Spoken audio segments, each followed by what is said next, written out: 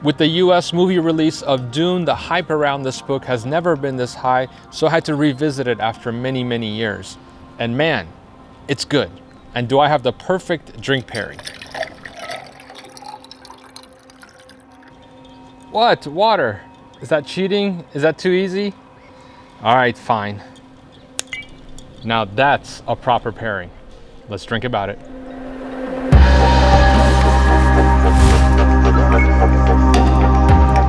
Dune is truly a classic and an inspiration to many other books, shows, and movies.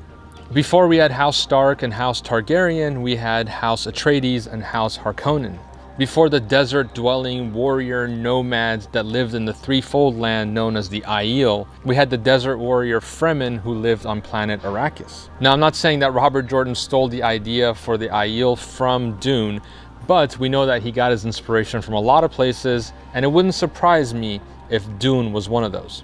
And of course, 90% of Star Wars comes from Dune. Seriously.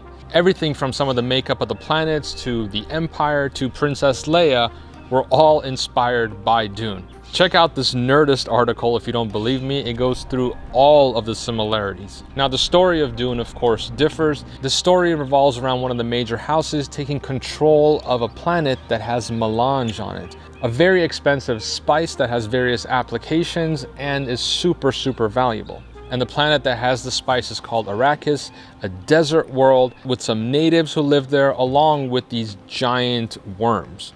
And I don't think any of this is spoilers. I think most people know about the premise of Dune. There were giant worms on the planet.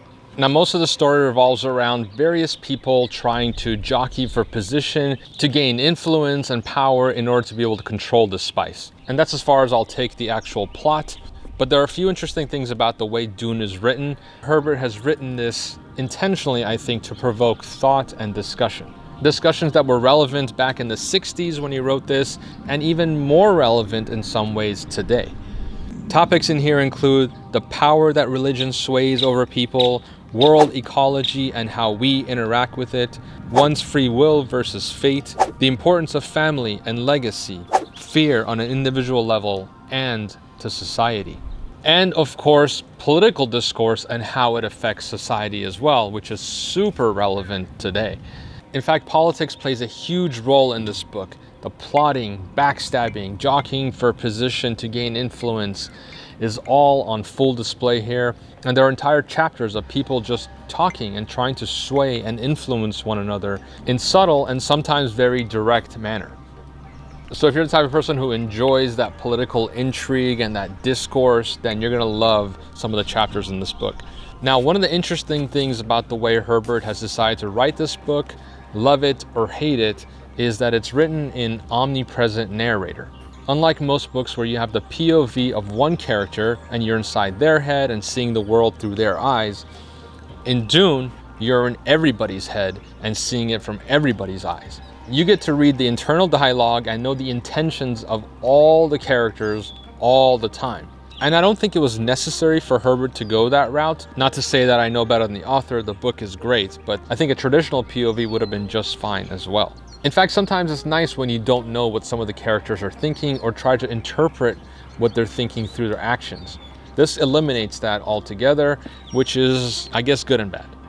Now, the other main thing that we have to talk about is the world building, literal world building, Arrakis. Herbert has really thought this planet through, and the world building just shines. Everything from the geology of the planet, the ecology, the weather systems, everything has been thoroughly thought out. There are even folks called planetologists who study Arrakis. And all these things aren't just in there for fun, they actually lend value to the story. It was really good to come back to this before going and watching the movie. I can't wait to see it. I recommend you do the same. There's a link in the description to get your copy of the book. Now let's go make our Dune and spice inspired cocktail.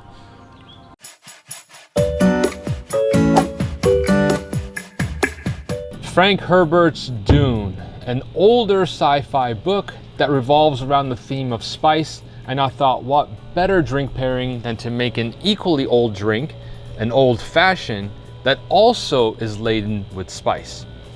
Let's concoct it. An old fashioned is traditionally made by dropping a sugar cube into your mixing glass and then adding some bitters in it, muddling it, and then make your drink in that.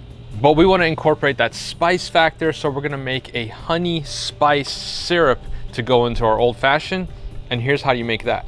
To make our delicious spice syrup, we're going to start with a cup of water in a pan on medium heat. To that, we'll add a half a cup of honey for sweetness.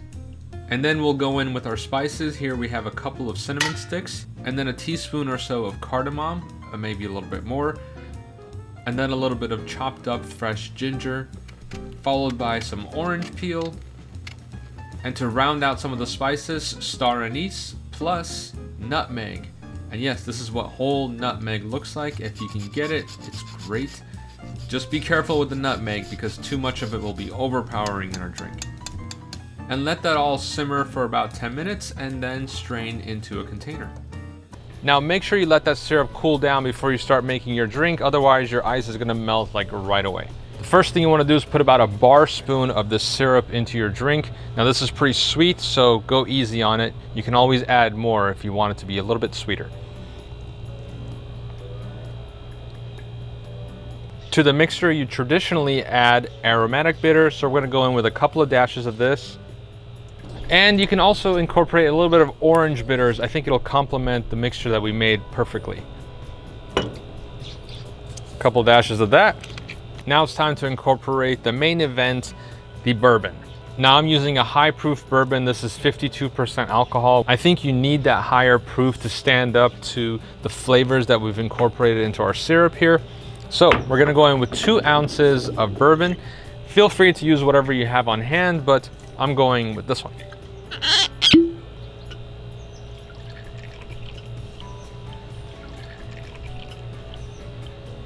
And that's really all there is to it. It's a pretty straightforward cocktail normally. I know we've added the complexity of the syrup, but this is what's really gonna make it for us. So let's just stir this up a little bit.